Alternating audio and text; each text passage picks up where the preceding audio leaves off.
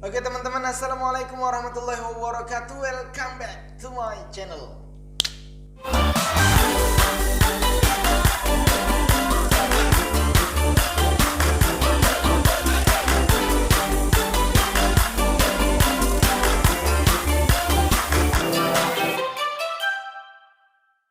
Kembali lagi bersama gue Rizky Muhajadi di channel MR Muhajadi. Bagi kawan-kawan yang menonton video ini, seperti biasa gue selalu mendoakan semoga kawan-kawan senantiasa disehatkan oleh Allah Subhanahu wa taala, lancar segala urusannya dan berkah segala rezekinya.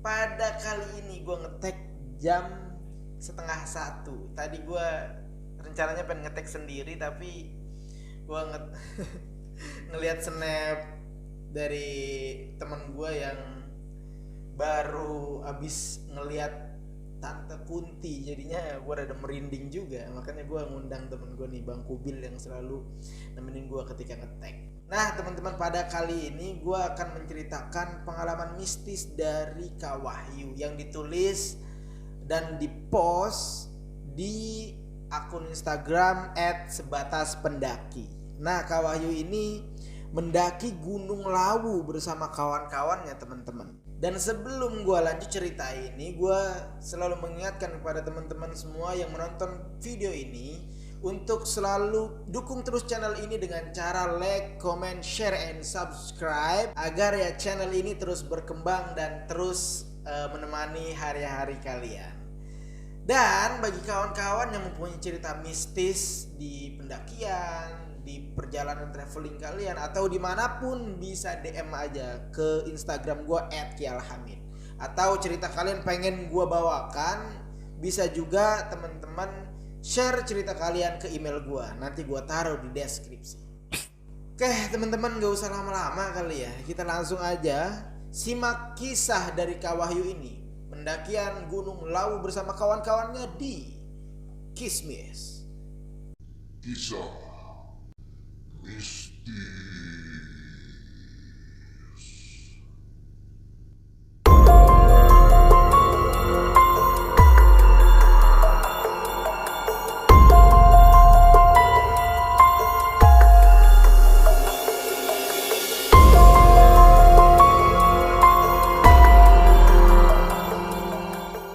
Pengalaman yang nggak akan pernah Wahyu lupakan ini bermula ketika rencana yang berubah dari awal rencana mereka. Sebenarnya Wahyu dan kawan-kawannya ini nggak ada niat tuh awalnya untuk mendaki Gunung Lawu. Karena rencana awal mereka ini hanya ke Telaga Sarangan Magetan, Jawa Timur, dan Grojogan Sewu di Tawangmangu, Karanganyar, Jawa Tengah. Makanya satu rombongan ini nggak membawa peralatan mendaki, karena emang nggak ada sama sekali niat untuk mendaki saat itu. Awalnya sih mereka udah berembuk ya untuk berangkat pagi-pagi buta dari Tuban, biar supaya sampai Sarangan itu pada siang hari. Namun lagi-lagi rencana hanya ya rencana, ada aja tuh kendalanya, karena salah satu rombongan mereka ada yang nggak dapet izin di tempat kerjanya. Jadi Wahyu dan kawan-kawan ini nungguin satu orang temannya pulang kerja baru berangkat ke tujuan, dan mulai start dari jam 11 siang ternyata.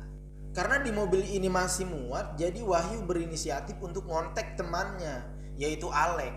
Ada beberapa alasan ya kenapa Wahyu ngontek Alek. Salah satunya biar supaya ada yang gantiin nyetir. Dan untungnya Alek pun bisa, dan mereka pun berangkat menuju tujuan. Perjalanan yang waktu itu diiringi hujan dari Bojonegoro menuju Ngawi itu sama sekali nggak mengurangi keceriaan mereka. Singkat cerita, mereka pun sampai di Pelausan pukul 4:30 sore karena perjalanan waktu itu macet sekali. Jadi rencana awal yang mau ke Telaga Sarangan itu mereka urungkan, dan mereka sepakat langsung ke Tawangmangu. Dan karena seharian belum makan, akhirnya nggak jauh dari Cumoro Sewu mereka berhenti itu di warung untuk ngisi perut dan ngopi-ngopi lah, ngerokok dan sambil canda-canda semuanya. Dan di warung itu juga mereka nggak lupa buat mesen kopi 1 termos untuk nemenin perjalanan mereka bergadang. Setelah ngisi perut, ngopi-ngopi dan merasa sudah cukup, mereka memutuskan untuk melanjutkan perjalanan. Tapi Sebelum mereka melanjutkan perjalanan, beberapa kawan-kawan dari satu rombongan itu ada inisiatif untuk ngajak satu rombongan itu naik ke Gunung Lawu.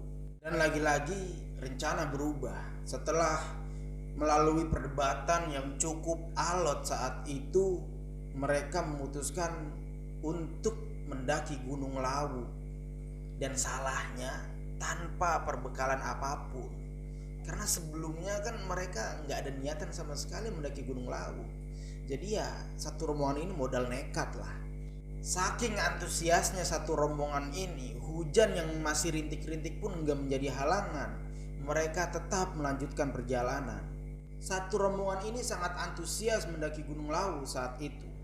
Tapi sayangnya ada beberapa di antara mereka yang tidak terlatih untuk mendaki gunung, bahkan belum sama sekali menginjakkan kaki di pendakian. Hanya beberapa orang, Wahyu dan ketiga temannya yang saat itu pernah mendaki. Berbekal sedikit informasi dan wawasan dari petugas jagawana yang ada di pos Comorosewu, selepas maghrib mereka mulai start pendakian ke Gunung Lawu. Mereka terus berjalan menyusuri jalan setapak yang udah diberi batuan gunung. Dan mereka ini berandai-andai kalau satu rombongan ini bisa sampai ke puncak Lawu itu hanya bisa ditempuh beberapa jam. Lagi-lagi karena mereka nggak ada perbekalan mendaki, pekatnya malam itu mengganggu pemandangan mereka dalam pendakian. Lu tahu nggak? Mereka hanya ngandelin apa? Satu senter HP. Mereka lebih banyak berjalan dalam gelap karena untuk ngirit baterai HP tuh. Waktu demi waktu mereka lalui.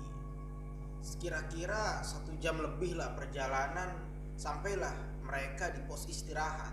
Beberapa kawan-kawan Wahyu ini yang belum pernah mendaki Gunung Lawu mengiranya itu adalah pos 1.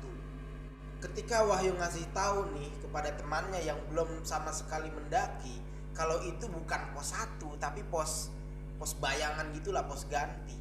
Nah, temennya ini yang belum sama sekali mendaki, nyalinya mulai ciut. Disitulah mereka mulai diskusi antara meneruskan perjalanan atau kembali turun, karena ya bekal air tinggal setengah botol. Setelah melakukan diskusi yang panjang, akhirnya mereka memutuskan untuk meneruskan perjalanan saat itu. Saat itu Wahyu ngerasa aneh karena ada burung merpati yang sedari tadi di pos Comorosewu itu selalu ngikutin tuh sampai dia berhenti. Padahal saat itu kondisinya masih hujan. Dan mereka juga dengar di suatu lembah itu ada orang yang tertawa seperti rame kayak gitu, dan membuat bulu kuduk mereka semua itu merinding. Saat itu mereka hanya saling tatap dan seperti aneh kayak gitu, dan gak ada yang mengucapkan kata-kata sedikit pun ketika mendengar itu semua. Meskipun mereka semuanya merinding dan kayaknya keadaan gak kondusif, tapi keadaan itu semua kalah dengan tekad dan semangat mereka untuk mendaki Gunung Lawu. Karena pikir mereka, apalagi yang belum pernah mendaki Gunung Lawu, kapan lagi nih bisa naik Gunung Lawu kalau bukan sekarang. Dan ada yang aneh lagi tuh, ketika dia meneruskan perjalanan, tiba-tiba nih si Alek pengen buang air kecil. Dan di situ juga ada pohon pinus yang tumbang. Pohon pinusnya itu besar banget. Alek yang sedari tadi bawa termos itu, akhirnya karena pengen buang air kecil, ditaruhlah tuh termos di suatu tempat. Ketika dia balik dari buang air kecil, termosnya ternyata udah pindah. Alek pas balik bilang kan ke teman-temannya itu, siapa nih yang mindahin termos? Tapi satu rombongan itu nggak ada yang merasa mindahin. Alek sendiri mulai keheranan, dan satu rombongan itu pun beranggapan bahwa si Alek ini bercanda. Alek sampai sumpah, demi Allah deh, gue naruhnya di sini katanya. Tapi ya lagi-lagi itu nggak menjadi masalah besar lah buat satu rombongan itu, meskipun di hati masing-masing mereka itu ada rasa ketakutan dan keanehan. Perjalanan pun dilanjutkan kembali karena udah sebentar lagi nih pos 1. Dan setelah susah payah, satu rombongan ini akhirnya sampai juga tuh di pos 1. Sesampainya di pos 1, mereka istirahatlah sambil minum kopi yang sedari tadi mereka bawa. Dan mereka pun bercengkrama dengan para pendaki yang baru saja turun. Dan para pendaki itu menyarankan pada Wahyu dan kawan-kawannya ini agar tidak melanjutkan perjalanan pada malam hari ini karena cuaca di atas itu sangat ekstrim sekali. Setelah mendapat informasi itu, Wahyu dan teman-temannya ini memutuskan untuk stay di pos 1 untuk istirahat dan bermalam di situ. Sambil mereka berpikir di pos 1 itu kan ada warung. Mereka bisa bermalam di situ dan besoknya mereka bisa beli makanan atau logistik yang bisa dibawa ke atas. Setelah memutuskan untuk bermalam di warung tersebut, mereka berbagi tugas. Ada yang beres-beresin tempat itu, ada yang bertugas untuk mencari kayu. Tapi ya mustahil mereka menemukan kayu yang kering di kondisi yang gerimis saat itu. Dan benar saja, beberapa orang yang ditugaskan untuk mencari kayu balik lagi ke warung itu dengan tangan hampa. Akhirnya Wahyu dan Alex ini berinisiatif untuk mencari kayu yang rada kering lah. Karena Wahyu dan Alex inilah yang lebih berpengalaman dalam mendaki. Wahyu dan Alex ini pun turun sedikit untuk mencari kayu yang agak kering. Namun sialnya Wahyu dan Alex ini enggak menemukan satu kayu pun yang kering untuk dibakar. Akhirnya karena kesel, jengkel dan kebutuhan juga, waktu itu hawanya sangat dingin ya, Wahyu dan Alex pun memutuskan untuk lebih turun lagi tuh ke suatu lembah dan mencari kayu lagi di situ. Dan lagi-lagi Wahyu ini tidak menemukan kayu yang kering. Karena udah kepalang tanggung, Wahyu dan Alex memutuskan untuk lebih turun lagi ke suatu lembah itu. Lagi pula hujan yang tadinya rintik-rintik udah berhenti dari beberapa saat yang lalu. Dan untungnya di suatu lembah itu Wahyu dan Alex menemukan ranting-ranting yang agak kering lah. Dan mereka pikir ranting itu bisa untuk dibakar.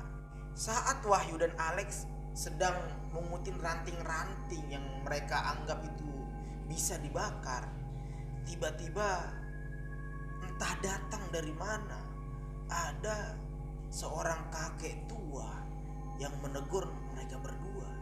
"Golek kayu dinggo opo tole?" tanya si kakek tua itu. Dengan teguran seperti itu secara tiba-tiba membuat Wahyu dan Alex ini kaget dan saling pandang antara satu dengan yang lain. Kok bisa ada kakek-kakek di tengah hutan gini malam-malam? Karena Alex ini diem aja, Wahyu inisiatif untuk menjawab pertanyaan kakek itu. Kangge berdiang mbah, kulo sak kunco simpeng teng inggil ngeriku teng pos satunggal. Loh, kayu teles ngono ko arep dinggo berdiang. Opo yo iso muru? Lah wontene Kanjeng nggih niki mbah. Nggih mangke sak saget-saget teh dirupaken. Saat itu Wahyu ya asal jawab aja sekedar basa-basi untuk menghormati si kakek. Walaupun di benak Wahyu ini emang udah kebayang, aduh kayaknya susah banget nih kalau nyalain api pakai ranting-ranting yang mereka bawa. Wis ngene wae le, ayo melu nang omahe mbah. Mbah duwu kayu bakar akeh tur garing-garing. Mengko yen mbok nggo berdiang cepet murup. Piye? Gelem ora kowe? Dalem Mbah Pundi, menawi tebih kula mboten sekoco kalih kanca-kanca masakaken kanca-kanca kula kedangon ngantos. Jawab Wahyu ini dengan sopan dan terkesan menolak halus ajakan si kakek itu. Ora doh le, mung rada mlebu alas kuis sitik, wis muluhe mengkota terkene kue di kasasar. Entah apa yang dipikirin Wahyu dan Alex saat itu. Anehnya, ajakan dari kakek tua itu mereka iakan. Dan saat itu mereka ikutin tuh jalan si kakek. Mungkin karena Wahyu dan Alex ini sangat butuh kayu tersebut, jadi ya mau nggak mau lah diiyain tuh ajakan si kakek itu. Dan benar saja, nggak beberapa lama ya, sekitar 5 menit perjalanan lah, Wahyu dan Alex ini sampai tuh di rumahnya si kakek. Rumahnya ya kecil, tetapi memiliki halaman yang lumayan luas. Halamannya itu ditumbuhi sayuran-sayuran tuh di situ. Dan ketika mereka melihat rumah mungil itu, mereka sungguh luar biasa terkesan karena ada satu rumah mungil di tengah-tengah hutan, seperti rumah-rumah zaman dahulu dan rumah-rumah di lereng gunung kayak gitulah. Dan di belakang rumah mungil itu nampak jejeran kayu-kayu yang garing-garing sekali untuk dibakar. Alex dan Wahyu ngambillah tuh kayu-kayu itu ya secukupnya untuk dibawa ke atas. Sebelum mereka balik, mereka pun mencicipi wedang dan singkong yang sudah disiapkan. Setelah menghabiskan wedang yang sudah disiapkan dan memakan makanan yang telah disediakan, Wahyu dan Alex ini pun berpamitan kepada istri si kakek itu. Oh iya, gue belum cerita. Jadi di rumah itu tinggal hanya 2 orang, si kakek dan istrinya ini. Gak ada anaknya. Dengan diantar si kakek, Wahyu dan Alex ini berjalan beriringan. Lebih tepatnya Wahyu yang berada di paling belakang dan Alex di depan Wahyu, karena Alex ini membawa kayu-kayu bakar tadi. Tetapi anehnya, Alex ini sama sekali nggak ngerasain beban yang berat. Padahal kayu yang dibawa itu ya lumayan banyak lah. Dalam perjalanan ini mereka nggak berbicara sepatah kata pun. Wahyu hanya membayangkan bahwa teman-temannya ini senang sekali karena Wahyu dan Alex ini berhasil membawa kayu-kayu kering untuk dibakar nantinya. Setelah beberapa menit perjalanan, sampailah mereka ke tempat awal di mana mereka itu bertemu si kakek itu. Lalu kakek ini bilang, "Leh, mbah ngenterne kowe teken kene wae yo. Masak nih mbah wadok ora ono kancane neng omah. Dan maneh kowe rakuis eling to dalen nang panggonane kanca-kancamu." Dan Wahyu pun langsung menjawab di situ, "Oh, nggih mbah, matur suwun sanget merepotkeun mbah kemawon niki. Kulo kalah renceng kulo sampun anget kombah marginipun." Kemudian Wahyu melihat kakek itu balik arah menuju rumahnya tanpa penerangan sedikit pun. Dan di sini keanehan dialami oleh Alex, bahwa kayu yang tadi dia bawa, yang awalnya itu nggak ngerasa berat sama sekali, tiba-tiba kok jadi berat banget ya. Alex pun bilang sama si Wahyu, "Yuk, kok tiba-tiba kayunya kayak berat banget ya? Gua ngerasa pegel banget nih." Dijawab tuh sama Wahyu, "Ah, mungkin lu lagi kesel kali." Wahyu jawab sekenanya waktu itu. Setelah jalan 5 langkah, Wahyu penasaran, kakek itu benar-benar manusia bukan sih? Dan Wahyu ini nengok ke belakang. Dan ternyata kakek itu udah menghilang. Sontak bulu kuduk Wahyu ini bangun dan merinding. Wahyu bilang kepada si Alex, Lex, cepetan yuk, jalan yuk, cepetan yuk." Setelah hampir sampai pos 1, mereka ngelihat ada cahaya kemerahan. Sontak mereka bengong di situ dan saling berpandangan. Karena emang bener-bener aneh banget. Sontak mereka lebih cepet tuh jalannya tuh menuju pos 1. Dan sesampainya di pos 1, keanehan itu pun terjawab. Ternyata memang benar-benar sudah pagi saat itu. Ketika Wahyu dan Alex ini bertemu 5 kawannya yang menunggu di pos 1, sontak kelima kawannya ini semuanya meluk mereka berdua tuh sambil diiringi isak tangis. Wahyu dan Alex ini keheranan. Hei, lu pada kenapa? Kelima kawannya ini pun menjelaskan bahwa semalaman itu mereka mencari Wahyu dan Alex. Sudah berteriak-teriak kesana kemari tapi gak ada jawaban. Pengen mencari, tapi satu-satunya center yang mereka punya ya kan di bawah Wahyu sama Alex. Jadi mereka udah sepakat tuh kalau sampai besok pagi Wahyu dan Alex ini nggak kembali di pos 1, maka mereka memutuskan untuk turun dan meminta bantuan di base camp. Wahyu hanya diam di situ sambil bengong, dan nggak beberapa lama Mentari pun muncul dan dia sambil nepok-nepok pipinya. Ternyata memang betulan itu sudah pagi. Selang beberapa lama pemilik warung itu datang tuh ke situ dan mereka pun mesen mie instan dan sarapan pagi di situ. Tapi ya hati Wahyu juga Alex masih diselimuti rasa penasaran, kok bisa hal itu terjadi pada mereka. Sambil makan mie, kelima temannya ini nanya, sebenarnya lu kemana sih? Dan Wahyu ini bilang dan menceritakan apa yang terjadi semuanya semalam. Perasaan waktu awal Wahyu dan Alex ini mencari kayu itu pukul 9 malam. Dan di rumah kakek pun nggak sampai setengah jam. Ditambah ya perjalanan bolak-balik lah tuh dari rumah kakek ke tempat awal dia ketemu kakek itu sekitar 10 menit. Ya jadi total sekitar 40 menit lah perjalanan. Tapi ya anehnya, kok mereka tiba lagi di pos 1 itu sudah jam 5 pagi. Apakah ini yang dinamakan menembus batas waktu? Wahyu pun bingung di situ menceritakannya. Tapi ya gimana pun terjadi, syukurnya mereka berdua selamat dan bisa berkumpul lagi kepada kawan-kawannya. Singkat cerita, satu rombongan ini tidak jadi untuk mendaki Gunung Lawu dan memutuskan kembali turun ke base camp. Sampai di base camp mereka nge-review tuh perjalanan-perjalanan kemarin. Dan agak lucu juga karena semua destinasi wisata yang mereka ingin kunjungi tidak kesampaian semua.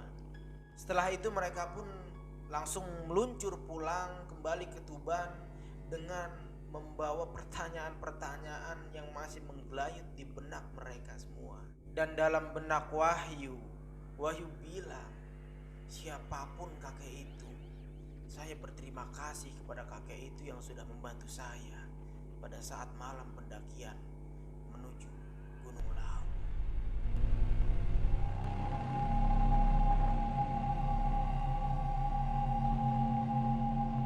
Nah teman-teman, gimana cerita Wahyu ketika mendaki Gunung Lawu ini?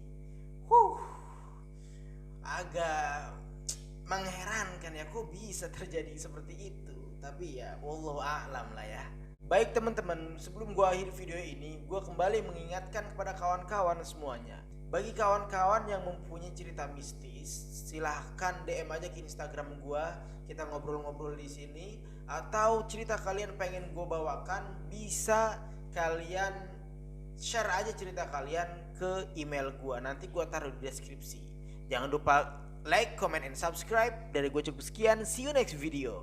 Wassalamualaikum warahmatullahi wabarakatuh.